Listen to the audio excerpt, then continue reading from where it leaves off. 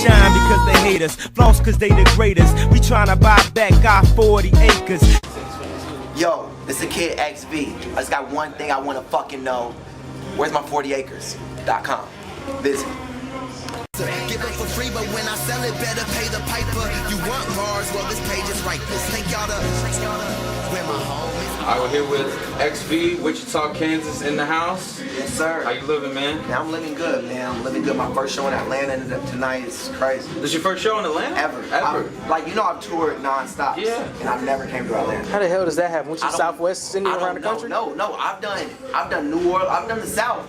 I just have never hit Atlanta, ever, with any of the tours. And I've toured with Chitty Bang, I've toured with Cuddy, toured with Currency, toured with Travis McCoy, Mike Posner, Casey Veggies, everybody. We never came to Atlanta. What the hell? I don't know how that happens. That's crazy. What's the dope venue here? You're at it. Yeah, I was about to say, like, that's just look at the posters on the wall if you're walking around during the day. That's crazy. Yeah, so this is my first show in Atlanta. I'm gonna take this all the way back because I've been talking to Busy for a long time. Yeah. Alright, this man's been doing things like forever. Like he's been like Mr. Entrepreneur of his own, wanting to do his own thing forever. I used to go on the old MP3.com, otherwise known as Kingsman. Kingsman Productions. Not many people know that this man don't know that. was making beats for people like they do on SoundClick like forever. Tell people how you started out doing all that.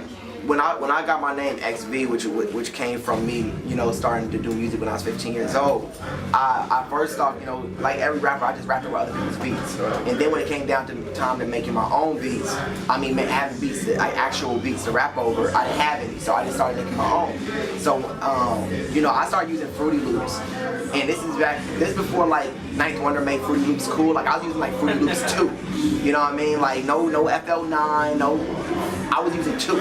Alright, so I started making my own beats, and there was a site, mp3.com, and my boy Dwayne Pereira, he went by D Pereira. He was like a millionaire off of that, because back then, like mp3.com, you could post it and get paid per play.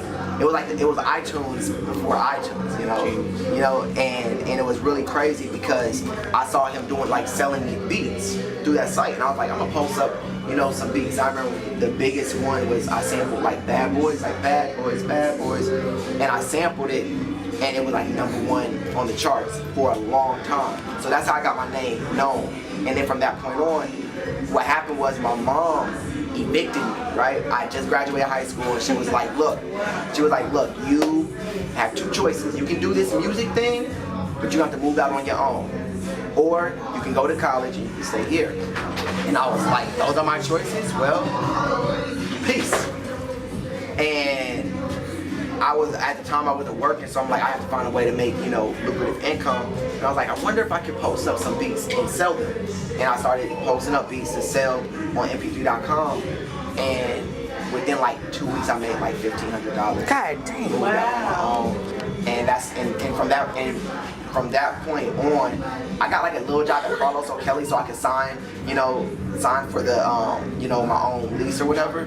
But other than that, like I haven't had a job since then. Like I started making beats, but I stopped producing for myself when I'm at 7.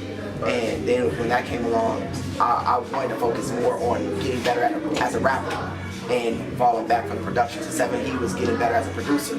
So I wanted us to just climb together without me having to like hold myself back trying to make my own beats and writing my own raps and, you know, being mediocre at both. I would rather just excel at, you know, doing music and have this dude who's excelling at being a producer produce my shit. Now you get asked this all the time, I'm sure, but you come from Kansas. Yeah. Now, Tech 9, that's about it. Yeah, and see, you know, it's crazy because everybody, when they think Kansas, you hear, first thing you think is Kansas City, you know, and Kansas City is halfway in Kansas, halfway in Missouri.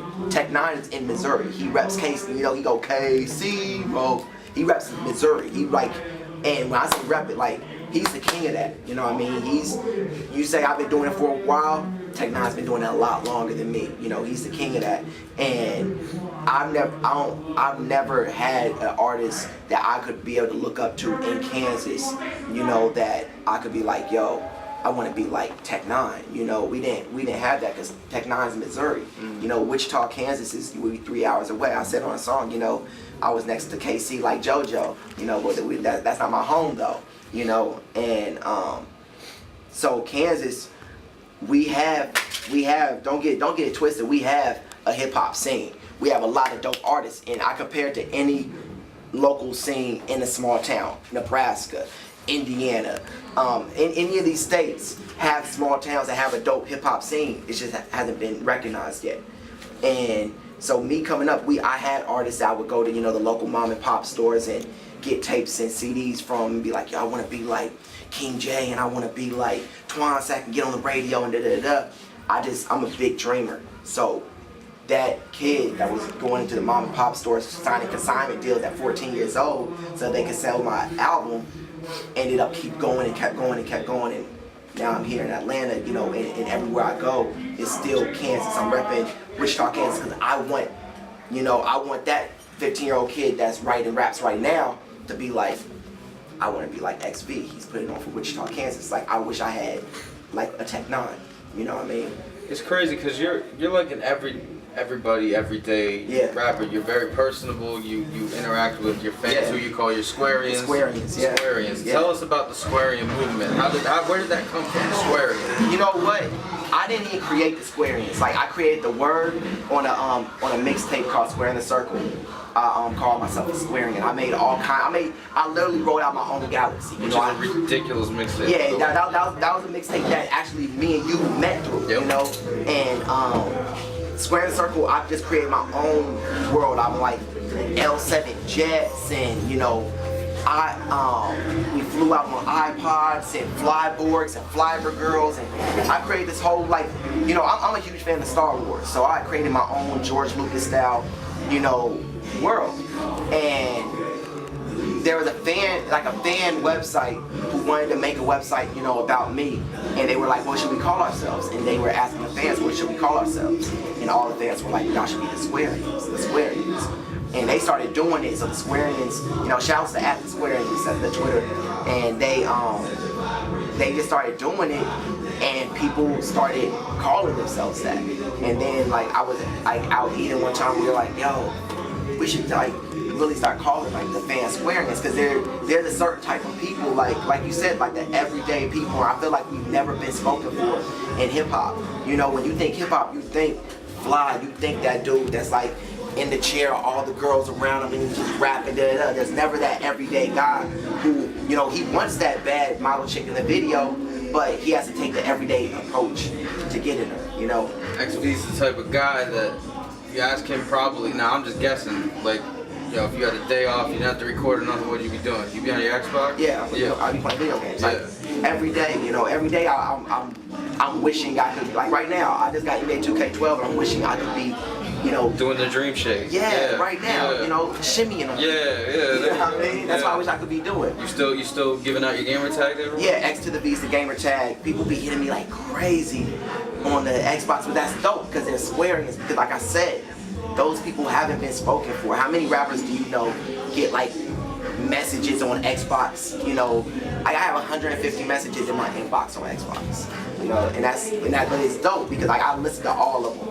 I shouldn't have said that because now like you about to get about 250, bro. Yo, it's gonna be intense. You know? And they got that association online now. It's got to be a problem. Exactly, it's gonna be a problem. Don't be a problem, bro. Yeah, but you know it's cool. You know, and like I'm trying to just bring, like, it's just my regular world. Like that's my everyday life. So I wanted to bring that into hip hop, and you know, people adapted to it. You've also brought the comic book scene into hip hop. Another huge thing. Just had your tape Zero Heroes out. Yeah.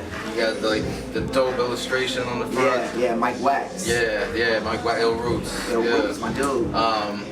So where's all this? Do you feel you get your creative energy from all that? Yeah, you know, when I write music, I never listen to music to write music. I'll read a comic. You know, a project I'm working on right now, a real secret one. I'm reading, you know, Year One Superman, and I'm reading it, and while I read it, I'm like getting, I'm like, oh well, this picture right here would be a dope song, like, or this, what this woman told him would be a dope concept for a record, and I just take those ideas. Same with Square and Circle, that came from me playing Mass Effect. I took a break from music and I'm playing Mass Effect. And like I forgot like Soulja Boy came on or something, and I was just like, man, this is why I'm playing this. I don't want to listen to that right now. And that's why I said the song on the song, you know, if Soulja Boy jumped off a bridge, then we all would be dead. It was all conceptually being made while I was playing Mass Effect, and I was like, dang, what if I created this galaxy like this, you know? And you know, that's my inspiration. You know, some people go out on the block and they you know, they in the trap. And they're like, yo, I'm gonna speak for this dude right here going through this with his girl. I'm gonna speak for this dude right here locked up. Or I'm gonna speak for this. I'm going to speak for my people. Yeah. You know? You do a lot of conceptual songs. Like, yeah, what was the joint you just did with the NBA and the like? Hoop Dreams. That's crazy. Yeah, and you know, when I did Hoop Dreams, people got it messed up thinking that I was comparing rap to basketball. I'm comparing the streets to basketball. You know, the streets. You think about basketball, you think about shooting, you think about balling, you think about stealing.